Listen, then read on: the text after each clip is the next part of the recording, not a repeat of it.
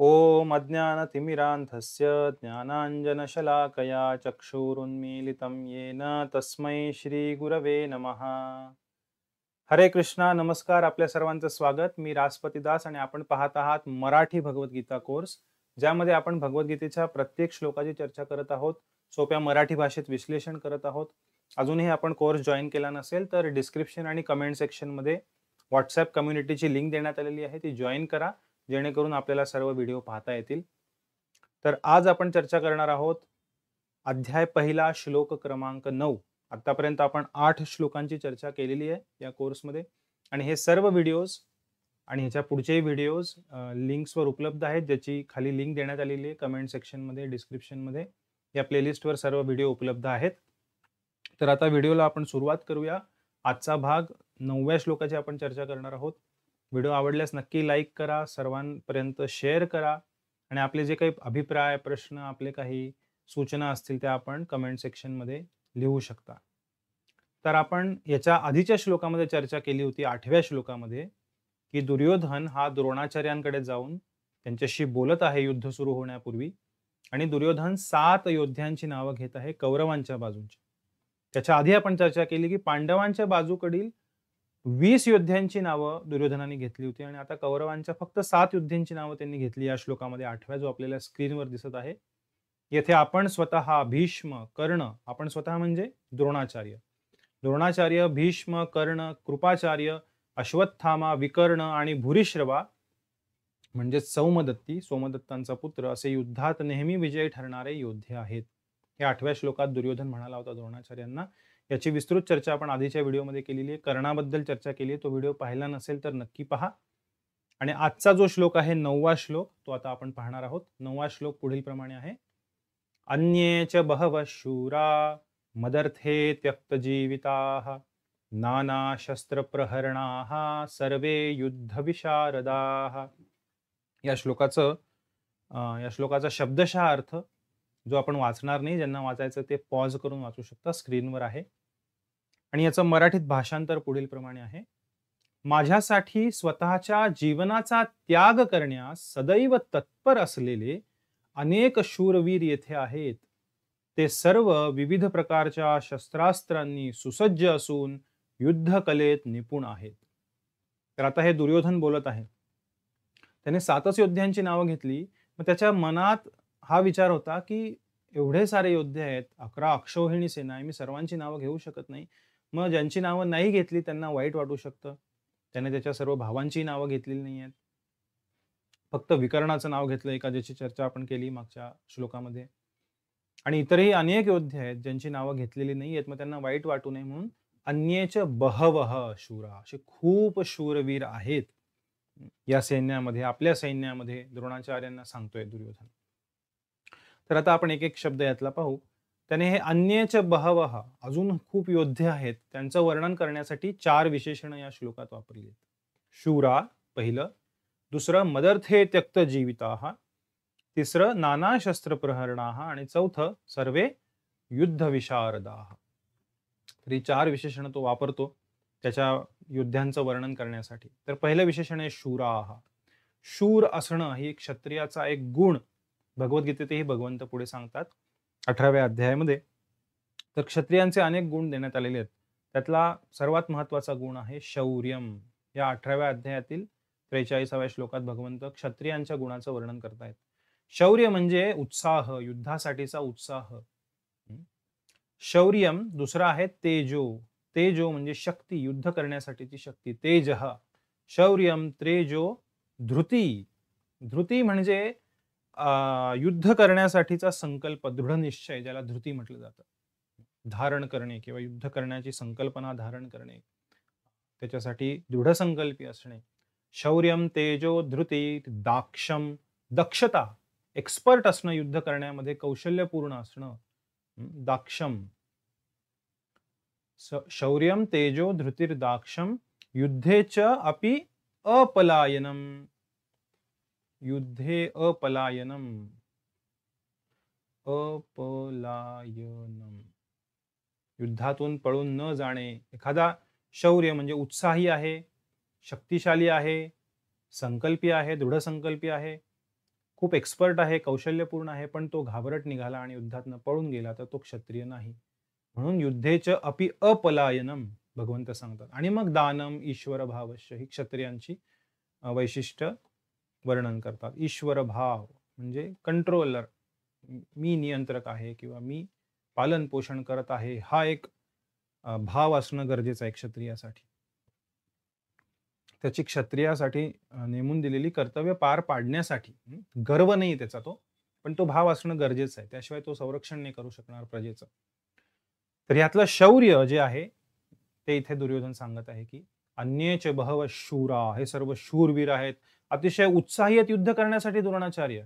त्यामुळे ते उत्साहपूर्ण पद्धतीने लढतील, असं द्रोणाचार्याने सांगत आहे तो. पण एका दृष्टीने ह्या सर्वांचा उत्साह वाढवत आहे, की तुम्ही शूरवीर आहात. त्यांना सांगत आहे तो इनडायरेक्टली. त्यामुळे तुम्हाला आता लढायचं आहे खूप शक्तीनिशी. आणि दुसरं विशेषण जो वापरत आहे, यावर आपण जास्त चर्चा करणार आहोत, ते म्हणजे मदर्थे त्यक्त जीविताः. तर अनेक आचार्य त्यांच्या व्याख्यांमध्ये सांगतात, की दुर्योधनाची मानसिकता पुन्हा एकदा ह्या वाक्यातून दिसून येते. मद अर्थे, अर्थ म्हणजे किंमत असणे, ज्या एखाद्या वस्तूची किंमत असणे किंवा त्याला त्या वस्तूचा भाव असं म्हणतो आपण, अर्थ, अर्थशास्त्र. तर इथं त्या पैसा अर्थाने नाहीये, पण मद अर्थे म्हणजे माझ्या लाभासाठी त्यक्त जीविताः. माझ्या लाभासाठी, माझ्या इच्छेसाठी, माझ्या भोगासाठी, माझ्या युद्ध जिंकण्यासाठी किंवा राज्यप्राप्तीसाठी त्यक्त जीविताः. हे जीवन त्याग करण्यासाठी सुद्धा तयार आहेत, मरण्यासाठी तयार आहेत माझ्यासाठी. तर काही आचार्य त्यांच्या व्याख्यांमध्ये हेही सांगतात, की सरस्वती मातेने दुर्योधनाच्या जिभेवरनं ही एक खेळी खेळलेली आहे, की दुर्योधनाच्या तोंडातनं एक भाकीत वरतून टाकलं. चुकून त्याने भूतकाळात हा शब्द प्रयोग केलेला आहे. तक्त जीविता म्हणजे ज्यांनी ऑलरेडी त्यांचं प्राण त्यागलेलं आहे. जे ऑलरेडी मेलेले आहेत माझ्यासाठी. असाही एक अर्थ होतो या शब्दाचा. म्हणजे माझ्यासाठी हे मेलेले आहेत. आता फक्त त्याचं एक ते कार्य सिद्धीस नेण्यास बाकी आहे फक्त आता. भगवंत आणि अर्जुनाच्या रथावरनं जे बाण चालतील त्याद्वारे आता हे सर्व मरणार आहेत. तर अशा पद्धतीने युद्धाचा एक भाकीतही दुर्योधन करत आहे, की हे सर्व मरणार आहेत माझ्यासाठी. माझ्या स्वतःच्या भोगासाठी, माझ्या स्वतःच्या स्वार्थासाठी. असाही अर्थ या 2 शब्दांचा होतो. तर इथे आपल्याला पाहायला मिळतं, की अर्जुन आणि दुर्योधन यांच्या मानसिकतेमधला फरक, की अर्जुन ह्याच्या पुढच्या काही श्लोकांमध्ये पहिल्याच अध्यायामध्ये 32व्या श्लोकापासून पुढे 4-5 श्लोक आहेत. त्याची आपण चर्चा करू जेव्हा आपण त्या श्लोकांपर्यंत पोहोचू. तेव्हा तिथे अर्जुन भगवंतांना म्हणतो, "किन्नो राज्येन गोविंद किं भोगैर्जीवितेन वा येषाम अर्थे कांक्षितन्नो राज्यम भोगा सुखानि च." अर्जुन काय म्हणतो भगवान श्रीकृष्णांना, "येषाम अर्थे."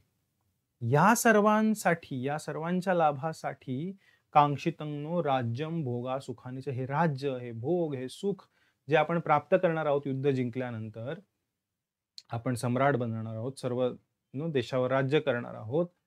तर हे कोणासाठी करतोय आपण? ज्यांच्या विरुद्ध लढणार आहोत त्यांच्यासाठीच, त्याच नातलगांसाठी. मातुला, श्वशुरा, पुत्रा, पौत्रान, सखींस तथा एता न हंतुमिच्छामी, हे केशव मी ह्यांना मारू इच्छित नाही. कारण ह्यांच्या आनंदासाठी आपल्याला राज्य प्राप्त करायचं आहे. जी प्रजा आहे किंवा जे नातलग आहेत, जे बांधव आहेत, जे गुरुजन आहेत, जे पितामह भीष्म आहेत, हे सर्वजण लढतायत. त्यांच्यासाठीच मला युद्ध जिंकायचंय आणि त्यांनाच मारायचं युद्धात. हे अर्जुनाला पटत नाही. त्यामुळे तो फरक पहा. दुर्योधन विचार करतोय, की मदर्थे त्यक्त जीविता, हे माझ्यासाठी मरायला तयार आहेत. त्याच्यासाठी मदर्थ, माझ्यासाठी हे मरायला तयार आहेत, हे भूषण वाटतं त्याला. पण अर्जुनाचा भाव पहा. अर्जुन म्हणतोय, की येषाम अर्थे. इथे दुर्योधन म्हणतोय मदर्थे, माझ्यासाठी. आणि अर्जुन म्हणतोय येषाम अर्थे, ह्यांच्यासाठी सर्व प्राप्त करायचं, मग ह्यांनाच कसं मारणार आपण? हा दोघांमधला भाव दिसून येतो. पण भगवंत या भावालाही खोडून काढतात अर्जुनाच्या.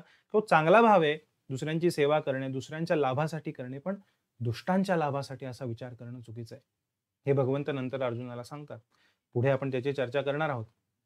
तर हा फरक आहे दुर्योधनाचा. मदर्थे, स्वतःच्या भोगासाठी, ज्याला भोगवृत्ती म्हटलं जातं. आणि अर्जुनाचा जो भाव आहे, करुणेचा भाव आहे, त्याला सेवा वृत्ती म्हटलं जातं. दुसऱ्यांच्या लाभासाठी येषाम अर्थे कांक्षितन्नो राज्यम भोगा सुखानि च. तर दुर्योधन अशा प्रकारे त्याचा स्वभाव इथं दाखवत आहे. पण भगवंत पुढे भगवद्गीतेत ते अर्जुनाला सांगतात, की मदर्थमपि कर्माणि कुर्वं सिद्धिमवाप्स्यसि. बरोबर आहे, आपण निस्वार्थपणे कार्य केलं पाहिजे, पण कुणाच्या लाभासाठी?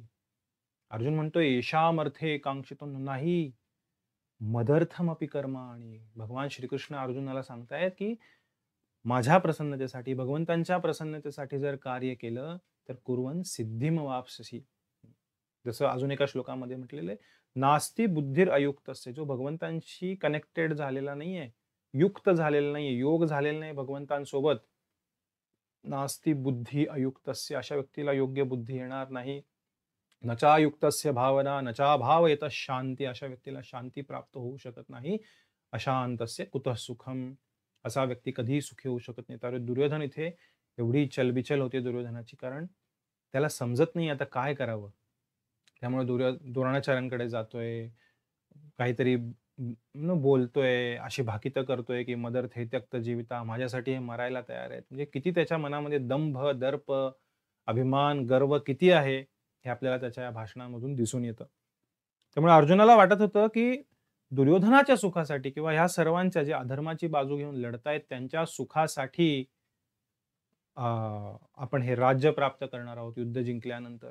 पण भगवंत पुढे जाऊन त्याला खोडून काढतात, की नाही, हे भगवंतांच्या प्रसन्नतेसाठी केलं पाहिजे. तर तिथे साक्षात भगवंत उपस्थित आहेत, त्यामुळे ते मदर्थम सांगतायत, की माझ्या प्रसन्नतेसाठी कार्य केलंस तर खऱ्या अर्थाने सिद्धी प्राप्त करशील, शांती प्राप्त करशील, सुख, आनंद प्राप्त करशील, हे भगवंत अर्जुनाला सांगतायत. त्यामुळे अ, काही अज्ञानी लोक असतात जे समजतात, की निस्वार्थ भावनेने कार्य करणे हे जीवनाचं ध्येय, पण कोणाच्या प्रसन्नतेसाठी तेही महत्वाचं आहे. फक्त निस्वार्थ भावनेने कार्य करणे हे परमसिद्धी प्राप्त करून देऊ शकत नाही. ती निस्वार्थ भावाने केलेली सेवा, अर्जुन इथे विचार करतोय, की निस्वार्थ भावनेने आपण युद्ध थांबू, युद्ध नको करायला, ह्यांना नको मारायला, कारण ह्यांच्या सुखासाठीच आपण सर्व प्राप्त करणार आहोत. पण तेही चुकीचं आहे, कारण ते अधर्मी आहेत. त्यांनी अनेक पापकृत्य केलेली आहेत आणि अनेक जण त्या अधर्माची बाजू घेत आहेत आणि युद्धाला ठाकलेले आहेत. मग अर्जुनाचं एक क्षत्रिय म्हणून, भगवंतांचा एक सेवक म्हणून हे कर्तव्य आहे, की त्या सर्वांचा युद्धामध्ये निपात घडवून आणून धर्माचं राज्य प्रस्थापित करणं हे अर्जुनाचं कर्तव्य आहे. हे भगवंत पुढे सांगतील भगवद्गीतेमध्ये. आपण त्याचा थोडासा आता चर्चा केली. म्हणून अजूनही एक गोष्ट दुर्योधन आपल्याला इथे शिकवत आहे, की जर तुम्ही धर्माची बाजू घेतली नाही, भगवंतांच्या मार्गदर्शनाप्रमाणे आपलं जीवन जगलं नाही, तर निश्चितच तुम्ही ह्या सर्वांप्रमाणे जे माझ्या बाजूने लढत आहेत, ज्यांनी अधर्माची बाजू घेतली त्यांच्याप्रमाणे सर्वजण तुमचे प्राणही त्यागण्यास तयार व्हाल. म्हणजे माझ्यासारख्या दुष्ट, नीच व्यक्तीसाठी दुर्योधन इनडायरेक्टली आपल्याला सांगत आहे. माझ्यासारख्या दुष्ट आणि नीच व्यक्तीसाठी हे लोक प्राण द्यायला तयार आहेत. त्यामुळे भगवंतांची सेवा नाही केली, तर अशा दुर्योधनासारख्या नीच व्यक्तीसाठी प्राण द्यायलाही लोक तयार होतात. त्यामुळे हे खरोखर ही सद्भाग्याची गोष्ट आहे, की आपल्याला हे ज्ञान उपलब्ध आहे. भगवंतांचा संदेश भगवद्गीतेतून उपलब्ध आहे आणि भगवंतांची सेवा करण्याचा एक अ, अवसर आपल्याला मिळालेला आहे. त्यामुळे अनेक शास्त्रांमध्ये अनेक असे भक्त आहेत भगवंतांचे, जे प्रार्थना करतात, की मला या भौतिक जगताच्या सेवेमध्ये रुजू करू नका भगवंत, मला तुमच्या सेवेमध्ये रुजू करा. जसं कुलशेखर महाराज त्यांच्या प्रार्थनांमध्ये सांगतात, की मज्जन्मनः फलमिदं मधुकैटभारेः, मज्जन्मनः फलमिदं मधुकैटभारे, मत्प्रार्थनीय मदनुग्रह एष एव. त्वद्भृत्य भृत्य परिचारक भृत्य भृत्य भृत्यस्य भृत्य इति मां स्मर लोकनाथ. खूप सुंदर त्यांचं काव्य आहे. म्हणतात, की मज्जन्मनः फलमिदं हे मधुकैटभ यांचा विनाश करणारे भगवंत, मज्जन्मनः फलमिदं, माझ्या जन्माचं खरं फळ कशात आहे? मद प्रार्थनीय मद अनुग्रह एषैव, माझ्यासाठी हेच प्रार्थनीय आहे तुमच्याकडनं, हाच तुमचा अनुग्रह माझ्यावर व्हावा. काय व्हावा? त्वद भृत्य, भृत्य म्हणजे दास, सेवक. तर 7 वेळा ते म्हणतायत. तद, त्वद म्हणजे तुमचा, त्वद भृत्य भृत्य परिचारक भृत्य भृत्य भृत्यस्य भृत्य इति माम स्मर लोकनाथ. तुमच्या दासांचा दासांचा दासांचा दासांचा दासांचा दासांचा दास 7 वेळा म्हणतायत. म्हणजे अशी जरी मला पदवी प्राप्त झाली, तुमचा सेवक बनण्याचं नाही मला इच्छा. तुमच्या सेवकांच्या 7 वेळा सेवकांचा सेवक मला बनवा, हे कुलशेखर महाराज भगवंतांना सांगतायत, प्रार्थना करतायत. तर ही त्यांची भावना आहे की भौतिक जगतामध्ये मला बॉस बनायचं नाही, पण तुमच्या दासांचा दास बनायचंय. ही बुद्धिमान मनुष्यांची चेतना आहे की मी दुर्योधनासारख्या किंवा एका अभक्ताच्या सेवेमध्ये रुजू न होता भगवंतांच्या दासांचा दास बनणं हे माझ्यासाठी भाग्याची गोष्ट आहे. त्यामुळे दुर्योधन हेही शिकवत आहे की जर भगवंतांची सेवा नाही केली तर अशा पद्धतीने सेवा, कारण सेवा करणं हा जीवाचा धर्म आहे. म्हणून स्वामी प्रभुपाद म्हणायचे, इफ यू डोंट सर्व God you will serve dog. तुम्ही जर भगवंतांची सेवा नाही केली तर तुम्हाला GOD गॉड च्या उलटा आहे DOG डॉग. तुम्ही गॉड भगवंतांची सेवा नाही केली तर तुम्हाला कुठल्या तरी नीच योनीमधील प्राण्याची सेवा करावी लागेल किंवा दुष्ट मनुष्यांची सेवा करावी लागेल या भौतिक जगतामध्ये. कारण सेवा करणं हा धर्म आहे प्रत्येक जीवाचा. त्यामुळे प्रत्येकाचा हा चॉईस आहे. प्रत्येकाकडे आयुष्यामध्ये कशाची सेवा करायचा हा चॉईस प्रत्येकाकडे आहे. तो त्यांनी योग्य प्रकारे वापरला पाहिजे. हे आपल्याला या श्लोकातनं शिकायला मिळतं. कारण दुर्योधन एवढ्या ठामपणे सांगतोय हे माझ्यासाठी मरायला तयार आहेत. ते भूषण नाहीये. दुर्योधनासारख्या व्यक्तीसाठी मरायला तयार होणं हे भूषण कोणासाठी नाही तिथे लढणाऱ्या. पण काही जण अज्ञानाने, काही जण पर्याय नसल्याने अधर्माची बाजू घेत आहेत, पण त्यांचा विनाश निश्चित होणार आहे. तर इथे विजयाची चिन्हही आपल्याला दिसत आहेत की हे मरणार आहेत हे दुर्योधन आधीच डिक्लेअर करत आहे. त्याला म्हणायचे की माझ्यासाठी तयार आहेत युद्धासाठी, मरायला युद्धामध्ये, पण तो म्हणतोय हे मेलेलेच आहेत. त्यक्त हा भूतकाळ तो वापरत आहे. हे माझ्यासाठी मेलेले आहेत, आता फक्त वाट पाहत आहेत कधी एकदा युद्धामध्ये ते मरतायत. तर त्याचा दंभ, दर्प, गर्व दुर्योधनाचा आपल्याला इथे दिसून येतो. आणि दुर्योधनाची एक मानसिकता दिसून येते की तो स्वतःच्या शक्तीवर, स्वतःच्या बळावर एवढा निर्भर आहे की अर्जुनाला त्याने मूर्खात काढलं होतं. जेव्हा अर्जुनाने भगवंतांना चूज केलं, भगवंतांनी ऑप्शन दिले होते की तुम्हाला माझी सेना हवी आहे का मी हवा आहे, पण मी लढणार नाही, तेव्हा अर्जुनाने भगवंतांना सांगितलं की मला तुम्ही हवेत, लढणार नसाल तरी मला तुम्ही हवेत, तुमचं अस्तित्व, तुमचं माझ्यापाशी असणं हे जास्त महत्वाचं आहे. तेव्हा दुर्योधन हसला होता. त्याच्या मनात त्याने विचार केला होता की किती मूर्ख आहे हा अर्जुन. एवढी मोठी नारायणी सेना त्याला प्राप्त होत होती, पण त्याने या न लढणाऱ्या एका व्यक्तीचा चयन केलं किंवा त्यांना निवडलं स्वतःच्या बाजूने. तर हाच फरक आहे जो दुर्योधन आणि अर्जुनाच्या मानसिकतेमध्ये आहे. जो अभक्त आहे, दुर्योधनासारखा दुष्ट व्यक्ती आहे, तो समजतो की अर्जुनासारखा कृष्ण भक्त मूर्ख आहे, त्याला अक्कल नाहीये.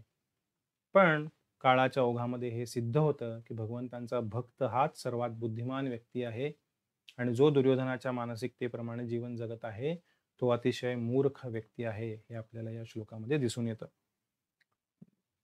तर दुर्योधन म्हणतो की ते कसे आहेत सर्वजण, नाना शस्त्र प्रहरणाः, कारण ते खूप शूर आहेत, युद्धासाठी उत्साही आहेत आणि माझ्यासाठी प्राण द्यायला तयार आहेत. एवढ्यात या दोन गोष्टींमुळे त्याचा विजय होणार आहे का? नाही. मग तो हे जाणीव करून देतो की ते खूप शस्त्र अस्त्रांनी ससज्ज आहेत, सुसज्ज आहेत आणि युद्ध विशारद आहेत, युद्धामध्ये खूप एक्सपर्ट आहेत, विशारद आहेत, हेही तो द्रोणाचार्यांना सांगत आहे. तर आपण इथे श्लोक क्रमांक 9 ही चर्चा पूर्ण केलेली आहे. पुढच्या सत्रामध्ये आपण ह्याचा पुढचा श्लोक 10वा श्लोक पाहणार आहोत. आपण सर्वांनी व्हिडिओ शेवटपर्यंत पाहिला यासाठी आपल्या सर्वांचे खूप खूप धन्यवाद. व्हिडिओ नक्की लाईक करा, शेअर करा, इतरांपर्यंत पोहोचवा आणि आपले जे अभिप्राय, कमेंट, सूचना असतील, प्रश्न असतील ते आपण कमेंटमध्ये नक्की लिहा. आणि खाली व्हॉट्सअप कम्युनिटीची लिंक आहे ती जॉईन करा. सर्व आत्तापर्यंतचे व्हिडिओ हेही खाली लिंकवर देण्यात आलेले आहेत. पुढील व्हिडिओही त्याच लिंकवर उपलब्ध असतील. आपल्या सर्वांचे खूप खूप धन्यवाद. लवकरच भेटू पुढच्या भागामध्ये. हरे Krishna. Hare Krishna, Krishna Krishna, Hare Hare, Hare Rama, Hare Rama.